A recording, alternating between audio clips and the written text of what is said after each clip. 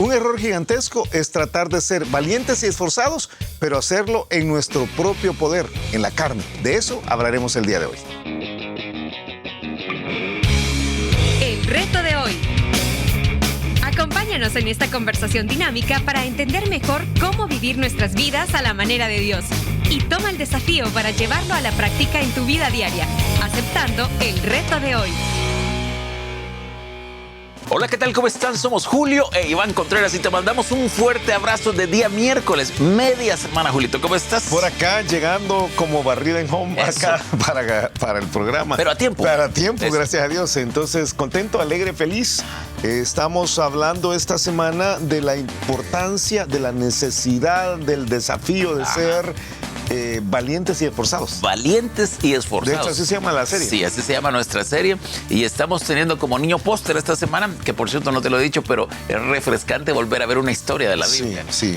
Ver a David el pastor, como te he dicho, David el muchacho, su primera etapa, y vemos el celo de Dios que tiene él, tremendo celo de Dios, pero también cómo Dios estaba con él. Sí, estoy de acuerdo. Y cómo la fe era lo que inspiraba esa valentía que él tenía. Es que esa era la clave de todo, ¿verdad? O sea, la clave de él no es realmente su capacidad, su habilidad, su valentía, su fuerza, todo esto que a veces uno puede pensar.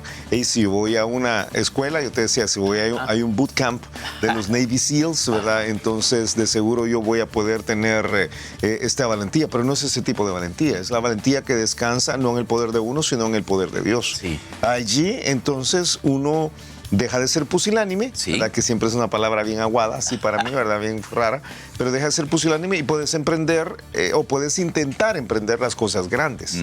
Creo que eso es importantísimo. Y hemos dicho que estas dos características, estos dos atributos, no sé cómo llamarlo, estas dos cualidades de ser valiente y ser esforzado son complementarias. Yo sé que no hemos llegado a eso. De acuerdo. Ahora, tú ayer dijiste, vamos a pasar la página, y yo te dije, no pasemos la página, porque también aquí hay un cuadro que yo creo que es precioso y que vale la pena mencionar.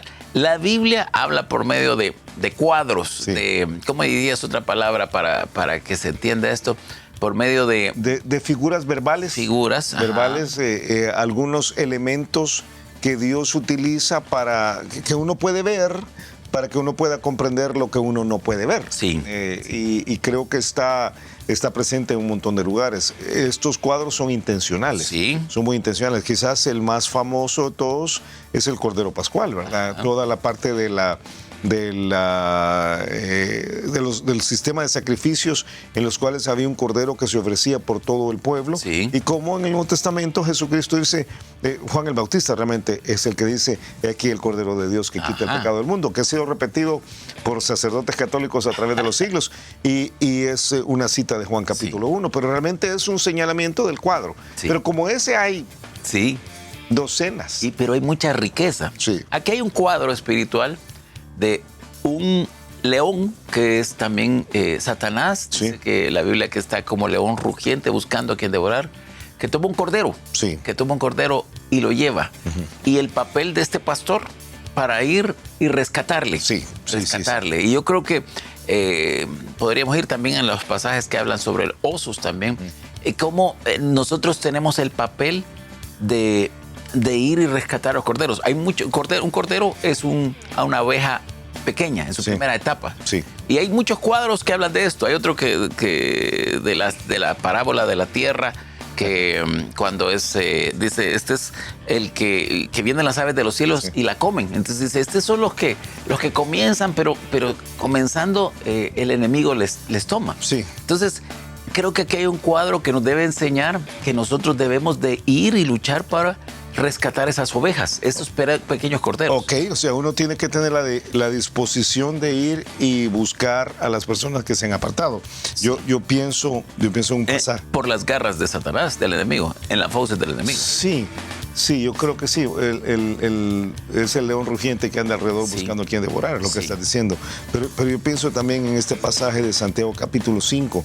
Déjame buscarlo, porque Santiago capítulo 5, versículo hasta el final, versículo 19.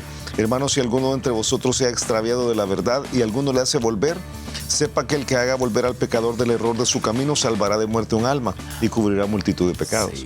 Y creo que en nuestro tiempo hay tantos así. Sí. O sea, hay tantísimos que en algún momento fueron cristianos. Quizás algunos de los, quizás tú nos estás viendo y tú sabes de algunos que crecieron contigo en la iglesia y ahora están apartados. Y alguien podría decir, pues se apartaron porque quisieron y fíjate que dejaron de hacer su devocional, dejaron de ir a la iglesia. Y pues, pero es como dice Checho. Checho, Nelson Rivas, pastor de Villanueva, Guatemala, él dice, es un ataque satánico. Sí. Pero realmente es un ataque satánico. Claro. O sea, el enemigo anda alrededor buscando a quien devorar. Y como algunos han señalado, si tú estás alrededor, vas a ser devorado. Sí. O sea, si tú no estás en el núcleo, en el centro, vas a ser devorado. Pero aquellos que tenemos un poquito de conciencia, deberíamos ir detrás de estas personas y arrebatarlas, sí. Arrancarlas de la fauces del enemigo. Sí, entonces yo creo que ese cuadro vale la pena porque es muy claro, para mí es muy claro ahí. Sí, de acuerdísimo. Dicho lo dicho, ¿cuál es nuestro siguiente paso aquí? Bueno, quizás hay dos opciones. Okay. Uno es que terminemos de ver lo que está pasando aquí.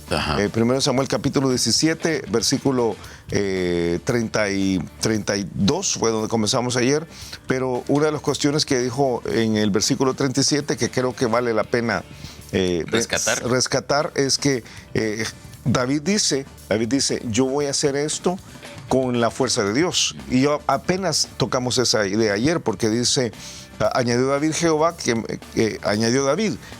me ha librado de las garras del león y de las garras del oso, él también me librará de la mano de este filisteo. Y dijo Saúl a David, ve y Jehová esté contigo. Sí. Entonces inmediatamente Saúl es estamos hablando de cuadros. Sí. Saúl es un tipo o un cuadro de la carne.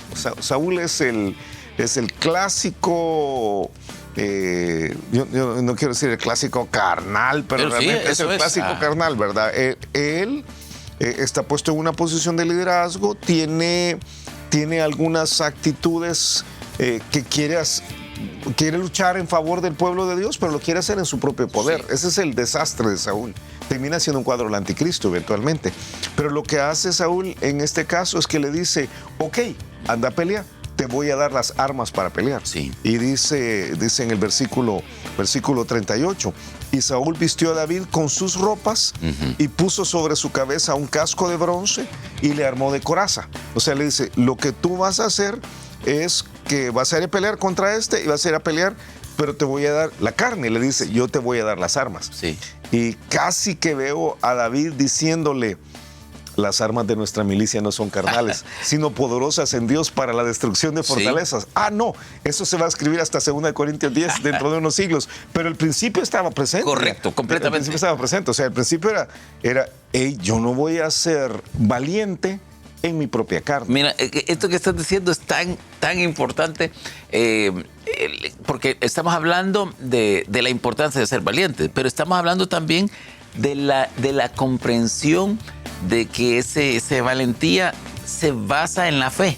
Sí. No se basa en tus grandes capacidades. Sí, sí. ¿Cómo que tú estás diciendo? O sea, lo que Saúl le dice, y aunque es lógico en la historia, en el cuadro es bien claro. Ahora, es lógico, pero por otro lado, no sé si es lógico. Ponete a pensar.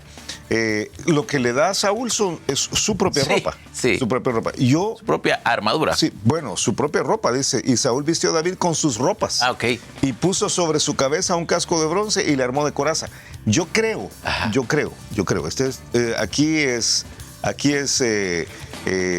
versión Julio Contreras, ¿verdad? Este pasaje. Yo creo que lo que Saúl creía es que si la gente veía a David ganar, iban a pensar, ahí está Saúl. No, ¿tú crees? Está usando su ropa. Pero una de las características de Saúl es que dice la Biblia que era el más alto. Entonces eso es ilógico. Porque medía, haber medido unos 2 metros.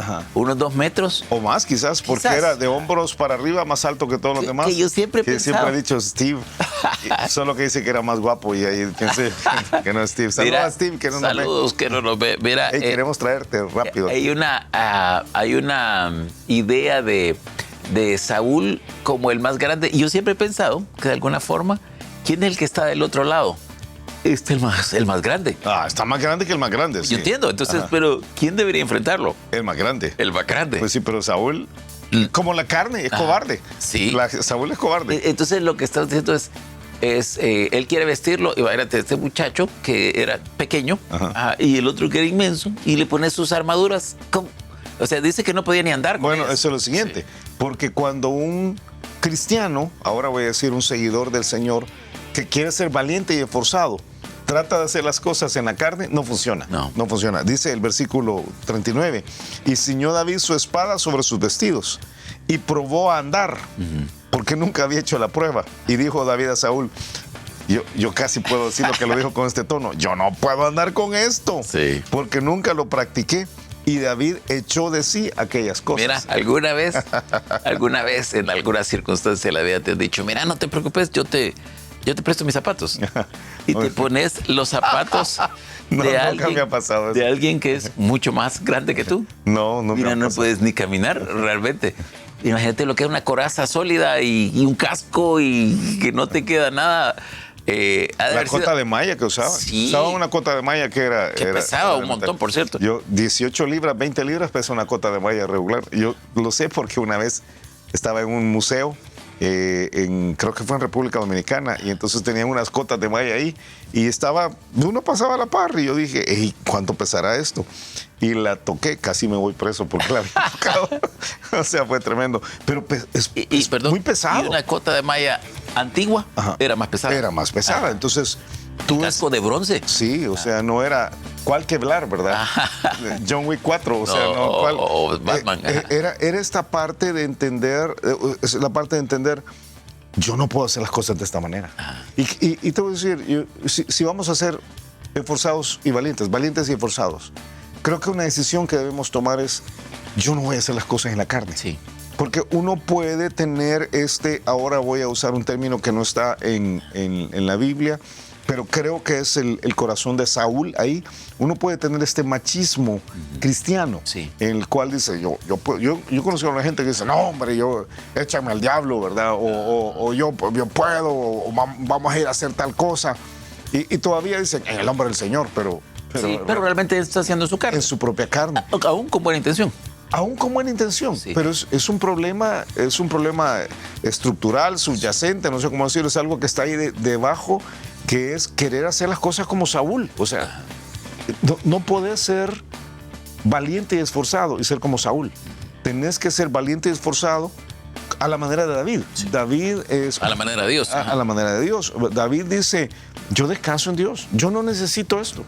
O sea, como veíamos ayer, si Dios puede ayudar a los que tienen poco y pueden ayudar a los que tienen mucho, entonces yo lo que necesito es un poco de libertad, dice David. Y ahí viene el pedazo que no lo vamos a leer, ¿verdad? Donde él toma su callado con Y, ¿verdad?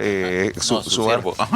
Y escogió 5 piedras lisas del arroyo y va y lo pone en el saco pastoril, un zurrón que traía, y toma su honda y le pega en la frente. Y como algunos dicen, ¿verdad? Que David dijo, este es tan grande que es imposible que no le pegue. O sea, y le pega y todo lo demás, pero no es él, no es el tirador experto, no es el hombre capaz, es aquel que tiene la libertad de descansar en Dios. Mira, yo te pregunto en esto porque quizás tomamos otra vía, al final no íbamos para aquí, íbamos para Jefte, pero cruzamos. No, yo quiero ir a Gedeón. A Gedeón, perdón. Yo creo que mañana vamos a ir. Siempre confundo a Jefte y Gedeón. ¿Qué le pudieras decir a aquella persona que es muy capaz, muy capaz, y que tiene las intenciones correctas, pero que no descansa en su fe, sino que descansa en su capacidad? Que es un error. Es un error. Yo diría es un error tremendo. Y voy a decir así, es un error tremendo habiéndolo probado. Sí. O sea, yo creo que todos los creyentes en algún momento hemos pasado por esta idea de, no, yo puedo. Y la mera verdad es que lo que uno tiene que decir es, yo puedo en Dios, porque Dios es el que puede. Y cuando uno va por la vía de conservar la armadura de Saúl, como muchos han llamado a ese principio, ¿verdad? Está luchando con la armadura de Saúl, uno comete un error grande. Uno puede pensar que va a criar a sus hijos, o que va a arreglar su matrimonio, o que va a hacer el ministerio, o que va a discipular, o que va a ganar a otras personas por su habilidad, por su capacidad, por su inteligencia. Sus títulos. Yo veo que ahora muchos confían en sus títulos. Por sus títulos, ¿verdad? Su experiencia. Sus títulos, o sus capacitaciones, porque ahora tú sabes, está pasando, viene una ola en la cual menos títulos y más certificaciones. Sí. Entonces, por todo esto que lleva... Sus habilidades blandas. Sus habilidades blandas, que es tan común ahora. Yo soy tan bueno para conversar y tan bueno para persuadir a las personas. Déjemelo, hermano. Sí. Soy simpático, Entonces, todo esto es un error. O sea, es un error. Ahora, ¿puede Dios usar los títulos? Por supuesto. ¿Puede usar las habilidades blandas? Claro. ¿Puede usar la inteligencia de alguien? ¿Puede usar la capacidad? Por supuesto. Pero es Dios. Es Dios. Es Dios que lo está usando. Es Dios. No soy yo que estoy basándome en mis cualidades, en mis atributos, en mis habilidades para hacer lo que Dios quiere que hagamos. Sí. Y ahí es cuando debemos depender de los recursos que Dios da. Tú sabes que hay dos formas de ver lo de las 5 piedras lisas. Él toma 5 piedras. Yo he oído mensajes hasta de gente que le pone nombre a las 5 piedras. La fe, el arrojo, ¿verdad? El arrojo fue el que la hizo. El arrojo. Yo no sé, ¿verdad? El Espíritu Santo, la palabra y la iglesia local. No, yo creo que ese es un error. Pero hay gente que tú sabes. Pero yo creo que hay un principio ahí. Tú sabes que la roca es Cristo. Sí. Siempre que ves en la Biblia las rocas, hablando de cuadros, la roca es Cristo. Yo creo que son los recursos que Jesús da. O sea, son los recursos que Jesús da, los recursos naturales. Entonces creo que en vez de depender... Los recursos que no son naturales a cada uno. Que son los recursos naturales de la naturaleza. Recursos, no dije recursos naturales renovables. O sea, sí, es esa parte de entender que yo tengo que, en vez de buscar la armadura de Saúl, que ni puedo caminar con ella, esa es la mera verdad, porque es la carne, la carne no me deja andar como debería andar, y lo que voy a ir a hacer es, si enfrento al enemigo con mucho machismo espiritual, si tú quieres, ¿verdad? Y voy delante de él y me lo enfrento, pero voy en la carne, yo voy a terminar derrotado. Y ahí es donde muchos terminan en la boca del león. Ahora, cerrando el cuadro como tú lo comenzaste esta mañana, yo creo que hay una parte de entender que lo que debo hacer es desechar las obras de la carne, desechar los recursos de la carne. Y una vez más, 2 Corintios 10, las armas de nuestra milicia no son carnales, no es la astucia, no es la capacidad, pero son poderosas. Sí. Son poderosas en Dios para la destrucción de fortalezas. Y qué curioso, porque la expresión que se usa en 2 Corintios 10 habla de derribar, que es precisamente lo que va a ir a hacer David con Goliat, ¿verdad? Sí. Va a ir a derribarlo, o como dirían en nuestro pueblo, apiarlo. Hay varios. Nuestro pueblo aquí en San Salvador. Vas a ver también, Gedeón va a derribar. Tú vas a ver que varios, una parte que tienen que destruir para poder construir después. Ese es consistente, yo veo en las Escrituras. Pero este concepto debe quedar claro en nosotros. Seamos valientes, pero no lo seamos en la carne. Porque al ser valientes y forzados en la carne, otro principio que está en el Nuevo Testamento, lo que es nacido de la carne, carne es. Y lo que es nacido del Espíritu, Espíritu es. El cristiano que quiere vivir carnalmente va a tener resultados carnales. Sí. Y no hay victoria espiritual. No. Es imposible.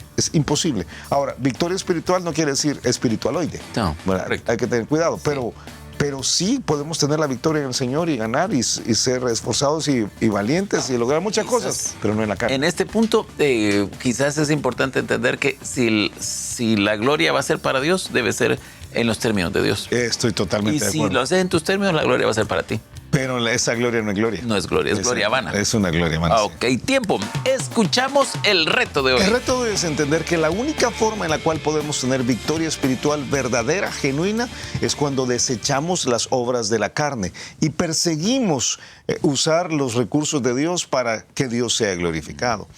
Una de las maneras que debemos considerar hacer esto es, como tú decías al principio, es yendo a rescatar a aquellos que han sido arrebatados por el diablo. Sí. Pero realmente en todas las áreas de la vida cristiana, ya sea cosas tan cotidianas como la formación de una familia o el desarrollo de una empresa, o cosas más espirituales, entre comillas, porque yo creo que todo es espiritual, como hacer el ministerio o ganar a otras personas para Jesús o discipular a alguien. Las armas de nuestra milicia no son carnales. Me gusta. Y a ti que nos ves, a ti que nos escuchas, te animamos a que si tú eres una persona llena de capacidades, llena de habilidades, lleno de cualidades, era una persona bendecida. Pero ten cuidado que esto no sea un obstáculo para hacer la obra de Dios. Ahora, si tú piensas, pero yo no sé si puedo hacer esto, Dios cree que sí puedes. Y mañana vamos a ver esto en Gedeón. Gedeón, ya estoy esperando. No Jefté, Gedeón. Que pases un excelente día y nos escuchamos mañana a la misma hora. Gracias por habernos acompañado y ahora te animamos a que aceptes el reto de hoy en tu vida. Nos encontraremos de nuevo en el reto de hoy.